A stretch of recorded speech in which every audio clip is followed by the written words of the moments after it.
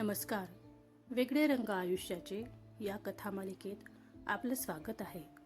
कथा आवडल्यास सबस्क्राईब करायला विसरू नका. वेगळे रंग आयुष्याचे भाग 107. शर्वने थोडा विचार केला आणि मग तो बोलायला लागला. खरं सांगायचं तर त्या सोनलचा त्रास मी कॉलेजमध्ये होतो तेव्हापासूनच होता. पण माझ्या मित्रांनी तेव्हा तिला अशा काही गोष्टी सांगितल्या की ती त्यावेळेस माझ्या आयुष्यातून निघून गेली होती.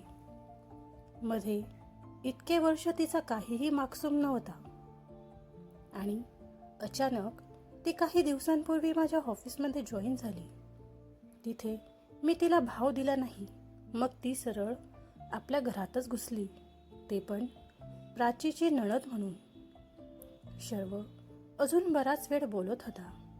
तिने दिलेला त्रास, दिलेल्या धमक्या सर्व सांगत होता. एवढं सर्व सहन करायची काय गरज होती शर्व? एक वेळा बोलूच शकला असतास तू. अविनाशराव शर्वकडे काळजीने बघत म्हणाले. हो ना, अमेयाबद्दलही मला खूप उशिरा समजलं. आधी माहिती असतं तर माधुरीला कसलाच वेडेपणा करू दिला नसता मी. यशवंतरावही म्हणालेत. काकीबद्दल मला काहीही कंप्लेंट नाहीये काका.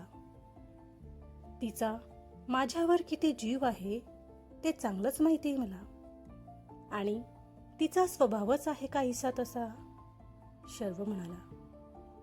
ते आहेसच, पण भाई मग तू सोनलला अमू आणि तुझ्या लग्नाबद्दल का नाही सांगितलं? नाही म्हणजे तुझं लग्न झालंय म्हटल्यावर कदाचित ती मागे परतली असती, आधीने शर्वला विचारलं.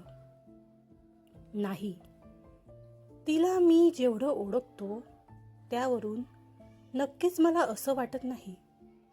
तिला जर अमूबद्दल माहिती झालं असतं तर तिने अमूला त्रास द्यायला मागे पुढे बघितलं नसतं. आणि तेव्हा आमच्याकडे पुरेसे पुरावे पण नव्हते त्यांच्या विरुद्ध. शिवाय मला माझ्या मिशनमध्ये पर्सनल काहीही प्रॉब्लेम नको होते. माझ्या करिअरचा प्रश्न होता आणि सोबत अमेयाच्या पण, शर्व म्हणाला. पण या सर्व गोष्टीत अमेयाचा रोल काही कळला नाही मला, अविनाशरावांनी विचारलं. डॅड, तुमच्या सुनेचे बरेचसे हिडन टॅलेंट्स आहेत जे तुम्हाला माहिती नाहीये. पाटील मंत्री असताना इतक्या तडकाफडकी त्याच्यावर कारवाई करणं इतकं इझी वाटतं का? कितीही पुरावे असले तरी अशा केसेस वर्षानुवर्षे रेंगाळत राहतात. हे लोक अगदी जेलमध्ये जरी गेलेत तरी तिथून निवडणुका लढतात आणि जिंकून पण येतात. पण पाटीलची सरळ त्यांच्या पक्षातून हकालपट्टी करण्यात आली आहे. त्याच्यावर आणि त्याच्या मुलावर बरेच गुन्हे नोंदवण्यात आले आहेत. त्याला सरळ CMO मधून कॉल आलेला तेव्हा, म्हणून तो गप्प निघून गेला इथून. आणि हे सर्व अमेयाच्या एका मेसेजमुळे झालाय, शर्व सांगत होता. म्हणजे अमूने केलं हे सर्व? वैभव आश्चर्याने म्हणाला. हो, तसंही म्हणू शकतोस तू. डॅड, तुम्हाला तर स्वतः अनुभव आलाय, हो ना? शर्व म्हणाला. हो, त्या दिवशी तिच्यामुळेच मी बचावलो आणि आपली कंपनी पण, अविनाशरावही म्हणालेत. हो, सर्वांना वाटतं की मी तिच्यावर वचक ठेवायचा प्रयत्न करतो, पण मला काळजी वाटते. तिचं हे सर्व टॅलेंट चुकीच्या लोकांना कळलं तर आयुष्य जगणं मुश्किल होईल. त्यामुळे सर्व बघावं लागतं मला. शर्व आधीकडे बघत म्हणाला. तू माझ्याकडे बघून का बोलतोय? मला बस ती कायम आनंदी हवी आहे. तुझ्या ओरडण्याने तिला त्रास होतो म्हणून मी म्हणालो होतो तुला, आधी म्हणाला. तुम्ही दोघे शांत व्हा. दोघेही आपापल्या ठिकाणी बरोबर आहात. समजून घेत चला एकमेकांना, अविनाशराव शर्व आणि आधीला समजावत म्हणाले. हो, नाही तर काय. आता आपल्याकडे 2 बाळं येणार आहेत. त्याची तयारी करा. भांडता काय आहे? वैभव म्हणाला. 2 बाळं? अंजूची परत गुड न्यूज आहे का? अविनाशरावांनी विचारलं. नाही हो काका, वैभव लाजून म्हणाला. मग काय शुभ्रा? नाही नाही, अरे आशू अजून किती लहान आहे. अविनाशराव म्हणालेत. अहो काका, तसं काही नाही आहे. सर्वकडेच डबल गुड न्यूज आहे, वैभवने सांगितलं. म्हणजे? अविनाशराव आणि यशवंतराव दोघे सोबतच म्हणाले. अरे दादा, सरळ सांग ना. अमूला ट्विन्स होणार आहेत, आदीने सांगितलं. अरे वा शर्वराव, अभिनंदन. एकाच वेळी 2 पट व्याज देताय तुम्ही आम्हाला, अविनाशराव अतीव आनंदाने म्हणाले. अविनाशरावांच्या बोलण्यावर सर्वच हसायला लागलेत. पण अवंतिका काहीच बोलली नाही मला याबद्दल. अविनाशराव जरा विचार करत म्हणाले. डॅड, अजून मॉमला माहिती नाही आहे. इव्हन अमेयाला पण माहिती नाही आहे याबद्दल. मॉमला जर सांगणार असाल तर अमेयाला बोलू नका असं आवर्जून सांगा, शर्वने अविनाशरावांना सांगितलं. हे असं कशासाठी?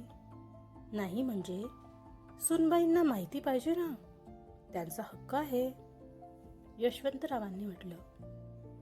हो काका, पण तिची सध्याची मानसिकता बघता डॉक्टरांनीच काही दिवस याबद्दल काही बोलू नका असं सांगितलं आहे, शर्वने सर्वांना सांगितलं. बरं, पण अप्पांना मात्र मी सांगणार आहे. त्यांची वंशवेल डबल जोमाने फोफावली जाते आहे. खूप आनंद होईल त्यांना, अविनाशराव म्हणालेत. हो सांगा, शर्व हळू म्हणाला. शर्व काही वेळात तिथून रूममध्ये आला. अमू शांत झोपली होती. त्याने हळूच तिच्या कपाळावर होठ टेकवले आणि तो पण तिच्या शेजारी तिला बघतच झोपला. दुसऱ्या दिवशी प्राचीच्या सासरी पूजा होती, त्यासाठी सर्वांना जायचं होतं. अमू पण उत्साहात तयार होत होती. शर्वने तिला तयार होताना बघितलं. तो अजून रिलॅक्स घरच्याच कपड्यांवर होता. अहो उठा ना, बसूनच आहात आरामात. उशीर होईल ना जायला. मला तर असं झालंय, कधी प्राचीला भेटते. कालपासून काय काय झालं तिथे सर्व विचारायचं आहे. सर्वांसोबत किती मज्जा येईल ना. अमू ओव्हर एक्साइट झाली होती. तिची तो एक्साइटमेंट बघून शर्वला एक क्षण वाईट वाटलं, कारण ती जो विचार करत होती तसं काहीच होणार नव्हतं. त्याने तिला जवळ बसवलं आणि तिचे दोघे हात त्याच्या हातात घेतले आणि प्रेमाने बोलायला लागला. राणी, जरा शांत हो.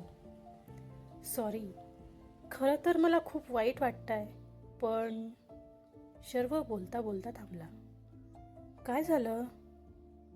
ओह, मी नाही जात आहे ना. हो ना, अमू नाराजीने म्हणाली. खरं तर तू नाही, आपण दोघं नाही जात आहोत, शर्वने सांगितलं. तुम्ही न जायला काय प्रॉब्लेम आहे? मी थांबेल इथे. तुम्ही जा सर्वांसोबत. प्राचीला वाईट वाटेल तुम्ही नाही गेलात तर, अमू म्हणाली. तू प्राचीचं नको टेन्शन घेऊस. आता आपल्यासाठी आपले बाळं जास्त महत्त्वाचे आहेत आणि कोणी काही नाराज वगैरे होणार नाही. कळतं बाबा सर्वांना, या अवस्थेत प्रवास करायचा नसतो जास्त म्हणून, आणि तुझ्यासोबत राहणं ही माझी पण जिम्मेदारी आहे ना. बेबी आपल्या दोघांची आहेत, मग दोघांनी काळजी घ्यायला पाहिजे. आणि आपण व्हिडिओ कॉलवर बघू शकतो सर्व पूजा आणि बोलू पण शकतोस ना. कुणालला अगदी तिथे गेल्यापासून व्हिडिओ कॉल करायला सांगितलं आहे. काहीच मिस नाही करणार तू. शर्व पडाला. अमू अजून पण नाराजच होती. शर्वच्या हातातून हात काढत अमू तिथून उठून ड्रेसिंग टेबल समोर जाऊन बसली आणि तिच्या हातातील बांगड्या काढू लागली. हे, अशी नाराज नको ना राहूस. मला खूप गिल्टी फील होत आहे. शर्वने अमूला जवळ घेत म्हटलं. सोडा, मी काही नाराज नाहीये. मी विसरून गेले होते म्हणून तयार होऊन बसले. हे सर्व काढावं लागेल ना. अमू घातलेल्या दागिन्यांकडे बघत म्हणाली. शर्वने अमूचा हात पकडून तिला स्वतःच्या मांडीवर बसवलं. अमेया, समजून घे ना राणी, प्लीज. आपल्या बाळासाठी खुश राहायला पाहिजे तू. शर्व म्हणाला. हो, सॉरी. खाली जायचं का? भूक लागली मला.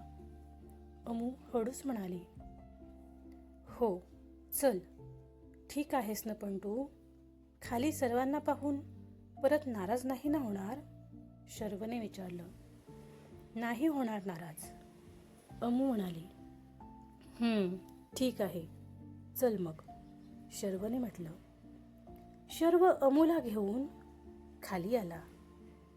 खाली वेगळाच सीन सुरू होता. प्रत्येक जण दुसऱ्याला जायला सांगून स्वतः घरी राहायचं म्हणत होता. मुलींनो, तुम्ही सर्व व्यवस्थित करून घ्यायचं.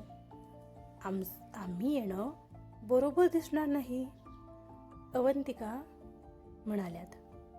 हो, आणि निघताना प्राची आणि समररावांना इकडे यायचं आमंत्रण द्यायला विसरायचं नाही, माधुरी पण अवंतिकाच्या मागे म्हणाली. पण तुम्ही का नाही येत आहात? हे मुलं आम्हाला काही करू देत नाहीत. त्यापेक्षा आम्ही घरी थांबतो, तुम्ही जाऊन या, अंजूने म्हटलं. हो, सुनांना घरी ठेवून आम्ही जाणार का? माधुरी म्हणाल्या. आधी अप्पा सोबत येतील तुमच्या, त्यांच्याकडे लक्ष ठेवशील, अविनाशरावांनी म्हटलं. डॅड, तुम्ही चला सोबत. काकी आणि मॉम पण नाही म्हणताय, आणि तुम्ही पण, आधी म्हणाला. अरे, आपण सर्वच गेलो तर घरी अमू सोबत हवं ना कोणीतरी, म्हणून तुझी मॉम आणि काकी जात नाहीये, आणि आम्ही पण, अविनाशराव म्हणालेत. एक मिनिट, काय चाललंय तुम्हा लोकांचं? शर्व अमू सोबत खाली येत म्हणाला. अरे, आम्ही नाही जात आहोत तर यांना तेच सांगत होतो, अविनाशराव शर्वला सांगत होते. हो अमू, तू बस इथे, मी खायला देते तुला, आणि शर्व तू जा, पटकन तयार हो, अवंतिका त्या दोघांना बघून म्हणाल्या. मॉम, एका दिवसाचा प्रश्न आहे फक्त, मी घेऊ शकते माझी काळजी, तुम्ही सर्व जा. प्राची वाट बघत असेल. मी तर शर्वला पण म्हणते जा, पण ते जाणार नाही. माझ्यासाठी म्हणून तुम्ही लोक गेला नाहीत तर मला खूप वाईट वाटेल, अमू म्हणाली. अगं पण मॉम, मी आहे तिच्या सोबत. बाकी सर्वांनी जायचं आहे आणि हे फायनल आहे. लवकर जा, म्हणजे लवकर परत येता येईल, शर्व सर्वांकडे बघत म्हणाला. शर्वने सांगितलं म्हटल्यावर सर्वांना ऐकावंच लागणार होतं, त्यामुळे कोणीच पुढे काही बोललं नाही.